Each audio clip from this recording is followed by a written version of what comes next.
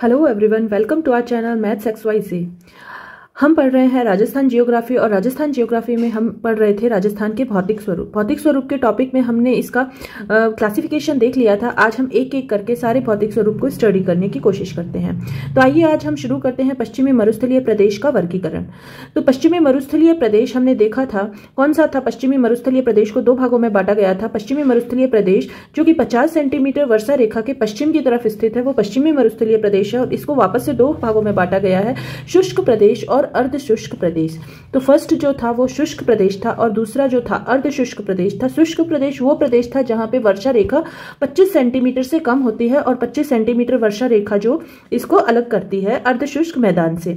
तो शुष्क प्रदेश को फिर से दो भागों में बांटा गया है, बालुका स्फूत युक्त क्षेत्र और बालिका स्फूत मुक्त क्षेत्र। तो बालुका स्फूत युक्त क्षेत्र कौन सा क्षेत्र है? वो क्षेत्र जहां पे बालुका स्फूत प्रेजेंट होंगे और बालुका स्फूत मुक्त क्षेत्र वो क्षेत्र होगा शुष्क प्रदेश का, वो क्षेत्र जहां पे बालुका स्फूत प्रेजेंट नहीं होंगे। और वो मरुस्थल कैसा मरुस्थल होगा? पथरीला मरुस्थल होगा।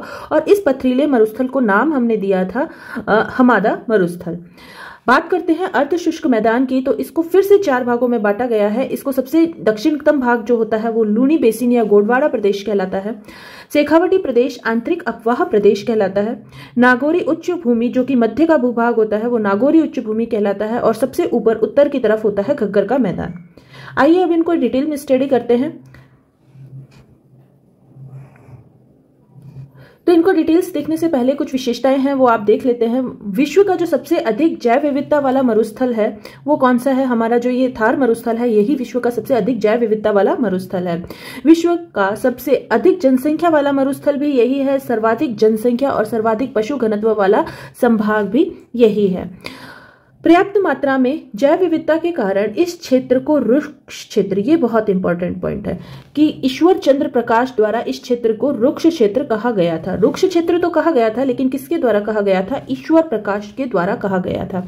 औसत तापमान क्या रहता है? ग्रीष्म काल में 22 डिग्री सेंटीग्रेड से 49 डिग्री सेंटीग्रेड तक, यानी जो न्यूनतम तापमान है वो 22 डिग्री सेंटीग्रेड जो कि कब होता है? रात को होता है।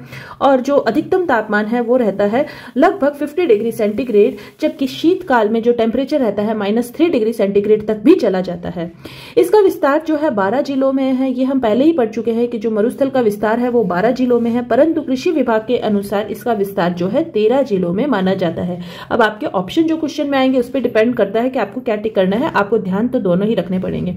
तो इसका विस्तार जो है, मरुस्थल का विस्तार जो है 12 जिलों में है, लेकिन कृषि विभाग के अनुसार इसका विस्तार जो है 13 जिलों में माना गया है। उत्तर पश्चिम में 640 किलोमीटर लंबा व 300 किलोमीटर चौड़ा है। ग्रीष्म ऋतु में न्यून वायुदाब के कारण यह वर्षा को आकर्षित करता है। ये पॉइंट भी बहुत इंपॉर्टेंट है। ग्रीष्म ऋतु में न्यून वायुदाब के कारण यह वर्षा को आकर्षित करता है।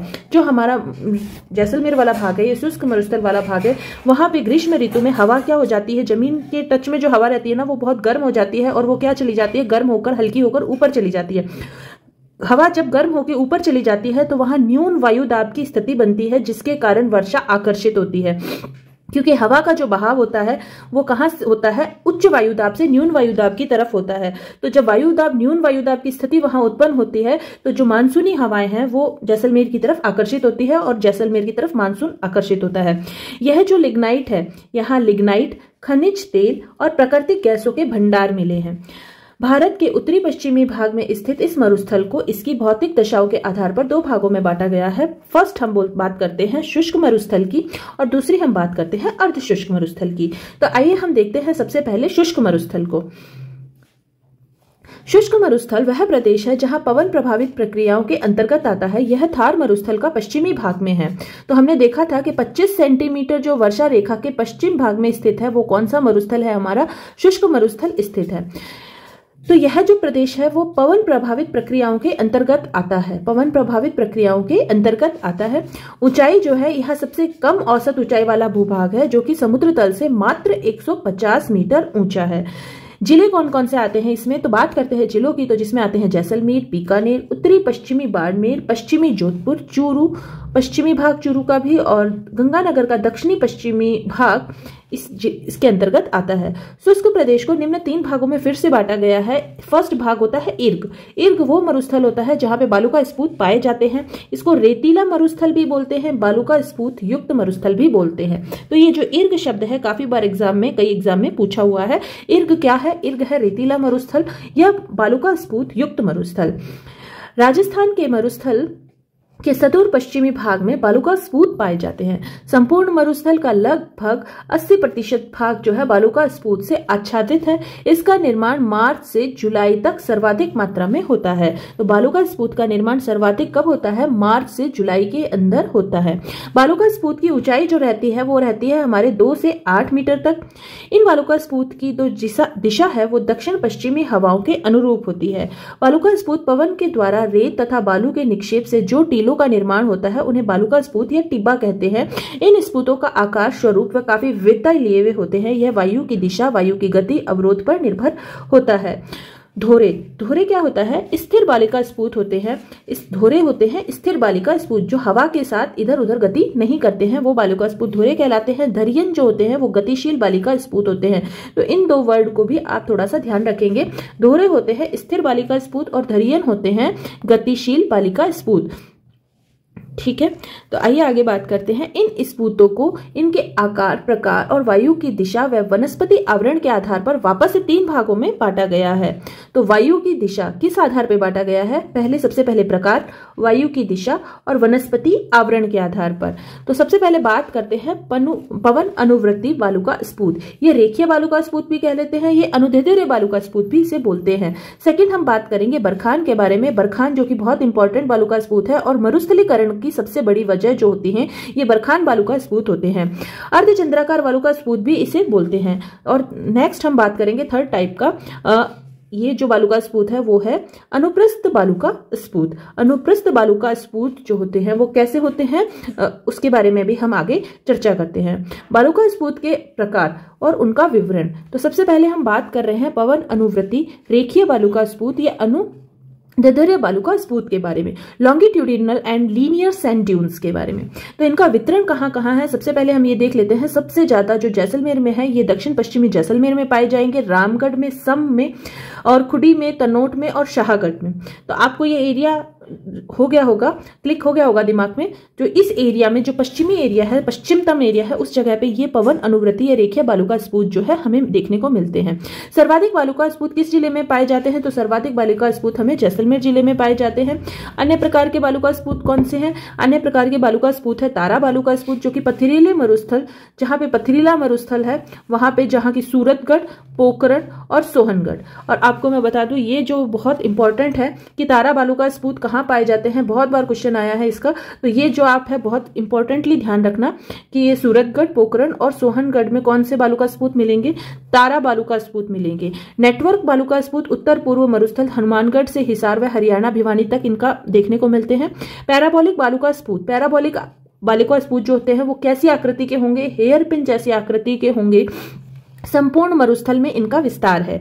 और अनुदैर्ध्य बालू का स्फूत जो होते हैं जिनकी हम बात करते हैं, लॉन्गिट्यूडिनल बालू का स्फूत, ये पवन की दिशा के समांतर होते हैं। यानी जिस तरफ पवन की दिशा होती है, हवा की दिशा होती है, उसी तरफ ये बालू का स्फूत बनते हैं। इसका उदाहरण में आता है सीफ। ये बहुत इंपॉर्टेंट है। इसका उदाहरण होता है सीफ। सीफ कैसे बालू का स्फूत है? तो आप बोलेंगे अनुदैर्ध्य बालू का स्फूत है। कहाँ मिलेंगे? गंगानगर में मिलेंगे, जैसलमेर में मिलेंगे और बीकानेर में मिलेंगे। अवरोधी बालू का स्फूत, किसी अवरोध के कारण जो बनते हैं उन्हें बोलते हैं अवरोधी बालू का स्फूत। जैसे हवा के साथ जब बालू रेत उड़ रही है और उसके बीच में कोई अवरोध आ गया, जैसे कोई पहाड़ी आ गई, तो ये जो है यहाँ पे इसके कारण यहाँ पे क्या बन जाएगा? बालू का स्फूत बन जाएगा। इसको बोलते हैं अवरोधी बालू का स्फूत। कहाँ मिलेंगे? पुष्कर में, क्योंकि पुष्कर में पहाड़ियां आ जाती है और हवा की जो बालू का स्फूत जो हवा के साथ उड़ के आ रहा था वो वहीं पे रुक जाता है। बूढ़ा पुष्कर में मिलेंगे नाग पहाड़, बिचून पहाड़, जोबनेर और सीकर की पहाड़ियों के पास मिलेंगे। सब्र काफिज, ये भी बहुत इंपॉर्टेंट शब्द है। सब्र काफिज बालू का स्फूत जो होते हैं छोटी पहाड़ियों, घास के झुंड के आसपास पश्चिमी रेगिस्तान में मिलते हैं। तो आपने देखा होगा पश्चिमी रेगिस्तान में सबसे ज्यादा क्या होती है? छोटी छोटी झाड़ियां होती है। इस टाइप की जो झाड़ियां होती है इनकी जड़ों के आसपास, जहां इनकी जड़ें होती हैं, यहाँ के आसपास यहाँ पे बहुत सारी मिट्टी और जो पवन के साथ आके इकट्ठी हो जाती है। तो इस प्रकार के बालू का स्पूत को हम बोलते हैं सब्रकाफिस बालू का स्पूत। सभी प्रकार के बालू का स्पूत किस जिले में पाए जाते हैं? सभी प्रकार के बालू का स्पूत जो होते हैं जोधपुर जिले में लगभग हर तरह का बालू का स्पूत पाया जाता है। रेगिस्तान में सर्वाधिक मात्रा में किस प्रकार के बालू का स्पूत पाए जाते हैं? और सर्वाधिक मात्रा में हमें पैराबोलिक प्रकार के बालू का स्पूत पाए जाते हैं, जिनकी आकृति कैसी होती है? जिनकी आकृति हेयर पिन के जैसी होती है। तो आइए नेक्स्ट हम बात करते हैं सबसे पहले अनुदैर्ध्य। ये देखिए अनुदैर्ध्य, ये पवन अनुवृत्ति बालू का स्पूत, रेखीय लहरदार भी बोलते हैं, पवन की दिशा के अनुरूप बनते हैं। कहाँ मिलते हैं? तन्नोट, जैसलमेर, बाड़मेर और सम में ये ज्यादातर देखने को मिलते हैं। पवन की दिशा कैसी होगी? ऐसे होगी। तो ये इसी के साथ लहरदार जो बालू का स्पूत मिलते हैं उनको पवन अनुवृत्ति या अनुदैर्ध्य बालू का स्पूत कहते हैं। आपने अक्सर ये आप जब राजस्थान में रहते हैं तो इनसे तो बिल्कुल परिचित ही होंगे। तो इनका वितरण किधर किधर है? पवन अनुवृत्ति बालू का स्पूत जो होते हैं इनका वितरण होता है, हमने देख लिया, सम, जैसलमेर और बाड़मेर में होता है। तो बालू का स्पूत पवनों की दिशा के समांतर बनते हैं। इनकी जो धुरी होती है पवन की दिशा के समांतर होती है। ऊंचाई 10 से 60 मीटर तक होती है। बालू का स्पूत पर वनस्पति पाई जाती है। तो इसके ऊपर वनस्पति पाई जाती है। ये कैसी होती है? पवन की दिशा के समांतर होती है और इनके ऊपर वनस्पति पाई जाती है। ये इंपॉर्टेंट है। जो भी बालू का स्पूत पवन की दिशा के विपरीत दिशा में बनते हैं उनके ऊपर वनस्पति नहीं पाई जाएगी, लेकिन ये क्योंकि पवन की दिशा के समांतर बन रहे हैं यहाँ वनस्पति मिल रही है। इन बालू का स्पूत को 3 प्रकार होते हैं।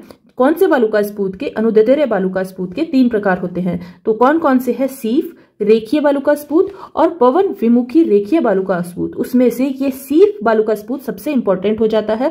किस प्रकार का बालू का स्पूत है ये सीफ बालू का स्पूत है अनुदैर्ध्य बालू का स्पूत का।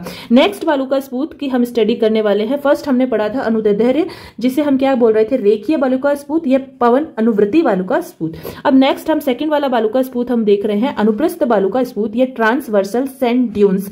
कहाँ इनका वितरण है? पूगल में, रावतसर में, हनुमानगढ़ में, सूरतगढ़ में, शेखावाटी, चूरू और झुंझुनू इलाकों में ये वाले ट्रांसवर्सल सैंड ड्यून्स आपको देखने को मिल जाएंगे। वितरण के बारे में हम देखते हैं। यह बालू का स्पूत पवन की दिशा के समकोण पर बनते हैं। लंबे समय तक एक ही दिशा में हवा चलने के कारण इनका निर्माण होता है। तो देखते हैं कहाँ इनका वितरण है। जैसे कि हमने देख ही लिया कि कहाँ मिलेंगे, बीकानेर में, नागौर में, जोधपुर में, जैसलमेर में। इनका चूरू, झुंझुनू के साइड जो है इनका वितरण होता है। तो तारा बालू का स्पूत जो होते हैं कहाँ मिलते हैं? तारा बालू का स्पूत सोहनगढ़, पोखरण और सूरतगढ़ में मिलते हैं। ये बहुत ज्यादा इंपॉर्टेंट है, तो आप इसका ध्यान रखेंगे। इसके चारों तरफ स्टार बना लीजिए, तारों का शहर बना लीजिए। ये बहुत ज्यादा इंपॉर्टेंट है, 100% आने वाला है। वितरण, इनका निर्माण अनियमित हवा के कारण होता है। किसका बात कर रहे हैं हम? तारा बालू का स्पूत की बात कर रहे हैं। इनका जो निर्माण होता है अनियमित हवा के कारण होता है। इस प्रकार के बालू का स्पूत हमादा पथरीला मरुस्थल में बनते हैं, जहां पे कौन से नहीं होते? किसी भी प्रकार के बालू का स्पूत नहीं पाए जाते। जो कि बालू का स्पूत मुक्त क्षेत्र है वहां पे तारा बालू का स्पूत बनते हैं। कौन कौन से हैं? हमादा मरुस्थल में पोखरण वाला, सूरतगढ़ वाला और सोहनगढ़ वाला जो क्षेत्र है वो आता है और यहीं पे ये तारा बालू का स्पूत मिलते हैं। इनकी ऊंचाई जो होती है 10 से 25 मीटर तक होती है। ऊंचाई ध्यान रखने की कोई आवश्यकता नहीं है, बस आपको ध्यान रखना है कि ये कहाँ, इनका जो वितरण है वो कहाँ है और किस तरह की हवा चलने के कारण ये बनते हैं। तो अनियमित हवा चलने के कारण ये बनते हैं। नेक्स्ट हम बात करते हैं बरखान बालू का स्पूत की, जो कि बहुत ही ज्यादा इंपॉर्टेंट वाला बालू का स्पूत है। कहाँ मिलते हैं? जैसलमेर में तो सबको ही मिलेगा, बाड़मेर में मिलते हैं, बीकानेर में मिलते हैं, घग्गर घाटी में सर्वाधिक शेखावाटी क्षेत्र में पाए जाते हैं, भालेरी, चूरू, सूरतगढ़, करणी माता, लूण करनसर, ओशिया, जोधपुर में जो है ये मिलते हैं। इस प्रकार के बालू का स्पूत सर्वाधिक गतिशील होते हैं। तो मरुस्थलीकरण का सबसे बड़ा कारण यही वाले बालू का स्पूत होते हैं, क्योंकि ये गतिशील बालू का स्पूत होते हैं। इन्हें अर्धचंद्राकार बालू का स्पूत भी कहते हैं। इनकी जो ऊंचाई होती है वो 10 से 20 मीटर तक होती है। बालू का स्पूत मरुस्थलीकरण के लिए उत्तरदायी होते हैं। तो ये इंपॉर्टेंट क्वेश्चन बनता है वापस से। इस प्रकार के बालू का स्पूत ही राज्य में सर्वाधिक नुकसानदायक होते हैं। यह अनुप्रस्थ बालू का स्पूत के ही विशिष्ट रूप है तथा ये भी पवन की दिशा के समकोण पर बनते हैं। तो ये आप देख रहे हैं डायग्राम जो है बरखान बालू का स्पूत, ये पवन जो है हमारा बालू का स्पूत का है, बरखान बालू का स्पूत का है। ये जो दिख रही है ये क्या है? पवन की दिशा है।